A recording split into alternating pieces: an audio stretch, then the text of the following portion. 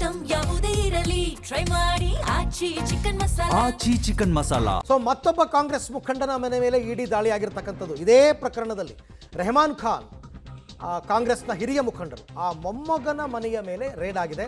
ಮೊಹಮ್ಮದ್ ಹಕೀಬ್ ಅಂತ ಜಯನಗರದಲ್ಲಿದೆ ಇವರ ಮನೆ, ಅಲ್ಲೂ ಕೂಡ ರೇಡ್ ಆಗಿದೆ. ಮೊಹಮ್ಮದ್ ಹಕೀಬ್ಗೆ ಶ್ರೀಕಿ ವ್ಯವಹಾರ ಇತ್ತಂತೆ. ಜಯನಗರದಲ್ಲಿರ್ತಕ್ಕಂಥ ಮೊಹಮ್ಮದ್ ಹಕೀಬ್ ನಿವಾಸದ ಮೇಲೂ ಕೂಡ ರೇಡ್ ಆಗಿದೆ.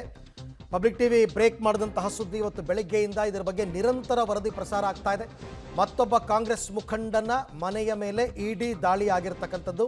ಕಾಂಗ್ರೆಸ್ನ ಹಿರಿಯ ನಾಯಕ ರೆಹಮಾನ್ ಖಾನ್ ಅವರ ಮೊಮ್ಮಗ ಮೊಹಮ್ಮದ್ ಹಕೀಬ್ ಅಂತ ಅವರ ಮನೆಯ ಮೇಲೆ NMKRV ಕಾಲೇಜ್ ಎದುರುಗಡೆ ಇವ್ರ ಮನೆ ಇರತಕ್ಕಂಥದ್ದು.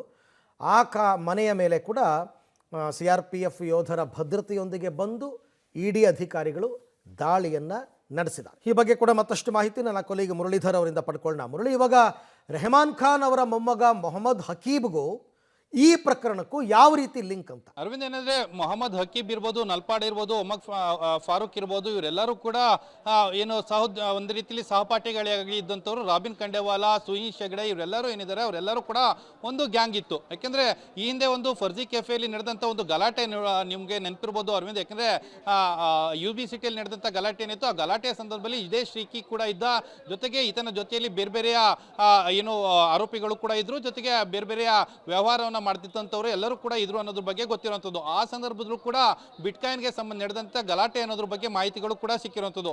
ಯಾವಾಗ ಫರ್ಜಿ ಕೆಫೆಯಲ್ಲಿ ಗಲಾಟೆ ನಡೀತು, ಗಲಾಟೆ ನಡೆದಾಗಲೇ ಈ ಬಿಟ್ಕಾಯಿನ್ ವ್ಯವಹಾರಗಳು ಒಂದೊಂದೇ ಬಯಲಾಗಕ್ಕೆ ಬಂದಿರುವಂಥದ್ದು. ಈ ಎಲ್ಲ ಕೂಡ ಸಹಪಾಠಿಗಳು, ಕಾಲೇಜ್ನಲ್ಲಿ ಓದಂಥವ್ರು, ಜೊತೆಗೆ ಬೇರೆ ಬೇರೆ ಬಿಸ್ನೆಸ್ ಪಾರ್ಟ್ನರ್ಸ್ಗಳಿರ್ಬೋದು, ಫ್ರೆಂಡ್ಸ್ಗಳಿರ್ಬೋದು, ಇವರೆಲ್ಲರೂ ಕೂಡ ಒಟ್ಟಿಗೆ ಸೇರಿಕೊಂಡು ಈ ರೀತಿಯಲ್ಲಿ ಬಿಟ್ಕಾಯಿನ್ ಅವ್ಯವಹಾರನ ಮಾಡುವಂಥ ಒಂದಷ್ಟು ಕೆಲಸಗಳನ್ನು ಮಾಡ್ತಾ ಇದ್ರು. ಯಾಕಂದರೆ ಶ್ರೀಕಿಗೆ ಅತ್ಯಂತ ಬುದ್ಧಿಯಂತ ಆಗಿದ್ದ ಹ್ಯಾಕಿಂಗನ್ನು ಮಾಡುವಂಥದ್ದು, ಜೊತೆಗೆ ಹ್ಯಾಕಿಂಗ್ ಅನ್ನ ಮಾಡಿಕೊಂಡು ಆತನಿಗೆ ಬೇರೆ ಬೇರೆಯ ಶೋಕಿಗಳಿತ್ತು. ಯಾಕೆಂದ್ರೆ ಆ ಶೋಕಿಗಳನ್ನ ನಿರ್ವಹಣೆ ಮಾಡೋಕ್ಕೆ ಇಂಥ ಏನು ಪೊಲಿಟಿಷಿಯನ್ಸ್ ಬ್ಯಾಕ್ಗ್ರೌಂಡ್ಗಳು ಬೇಕಾಯಿತು.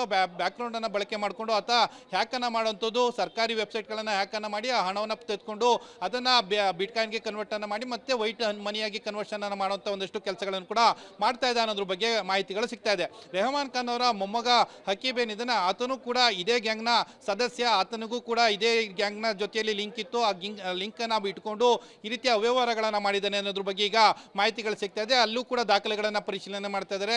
ಆ ದಾಖಲೆಗಳನ್ನು ಪರಿಶೀಲನೆ ಮಾಡೋ ಸಂದರ್ಭದಲ್ಲಿ ಯಾವ್ಯಾವ ಮಾಹಿತಿಗಳು ಬಹಿರಂಗ ಆಗುತ್ತೆ ಅನ್ನೋದ್ರ ಬಗ್ಗೆ ಕೂಡ ಸಾಕಷ್ಟು ಕುತೂಹಲ ಮೂಡಿಸಿರುವಂಥದ್ದು. ಅಲ್ಲೂ ಕೂಡ ಕೇವಲ ಲಕ್ಷದಿಂದ ವ್ಯವಹಾರ ಪ್ರಾರಂಭ ಆಗಿರುವಂಥದ್ದು ಕೋಟಿಯ ತನಕನೂ ಕೂಡ ಏನು ಲೀಡ್ ಆಗಿದೆ, ಅದು ಮೀರಿದೆ ಅನ್ನೋದ್ರ ಬಗ್ಗೆ ಕೂಡ ಮಾಹಿತಿಗಳು ಸಿಗ್ತಾ ಇದ್ದಾವೆ. ಅದರ ಬಗ್ಗೆ ಇಡಿ ಯಾವ ರೀತಿಯ ಅಧಿಕೃತ ಸ್ಪಷ್ಟನೆಯನ್ನ ಕೊಡುತ್ತೆ ಅನ್ನೋದ್ರ ಬಗ್ಗೆ ಕಾದ್ ನೋಡ್ಬೇಕಾರಂಥದ್ದು. Arvind, right, thank you Murali, ತಮ್ಮ ಎಲ್ಲ ಮಾಹಿತಿಗೆ ಧನ್ಯವಾದ. ಒಟ್ಟಾರೆ ಕಾಂಗ್ರೆಸ್ನ ಶಾಸಕ ಹ್ಯಾರಿಸ್ ಮತ್ತು ಅವರ ಪುತ್ರರು, ಪರ್ಟಿಕ್ಯುಲರ್ ಆಗಿ ನಲ್ಪಾಡ್ ಹೆಸರು ಕೇಳಿ ಬಂದಿತ್ತು ಇದರಲ್ಲಿ, ಹಾಗಾಗಿ ರೇಡ್ ಆಗಿರ್ತಕ್ಕಂಥದ್ದು. ನೋಡ